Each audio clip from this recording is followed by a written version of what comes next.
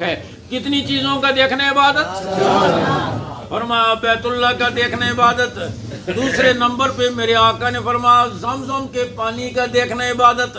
پینا الگ عبادت اور دیکھنا الگ. وہ برکت والا پانی جو شیر خار اسماعیل کیڑیوں کی رگڑ سے پیدا ہوا، میرے آقا نے فرمایا زمزم لما شرب لہ، جس مقصد کے لیے زمزم پیو وہی مقصد پورا ہوتا ہے. بھوک دور کرنے کے لیے پیو، پیاس دور کرنے کے لیے پیو، لا علاج بیماریوں سے شفا کے لیے پیو، جو نیت کرو. اور ہم تو یہی نیت کرتے ہیں، دوسروں کو بتاتے ہیں زمزم پینا، نہ جا کر گردے کی پتھری نکل جائے گی، دل کی رگیں بھی کھل. ٹھیک ہے، جب حضور فرما رہے جو نیت کرو تو مجھے پابندی لگانے کا کیا حق ہے.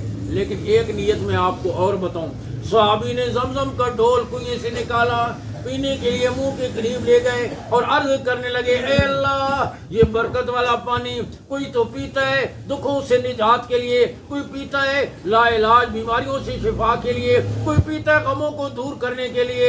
اے اللہ میں یہ برکت والا پانی اس لیے پی رہا ہوں کہ تو میرے جسم پر جہنم کی آگ حرام کر دے. سبحان اللہ.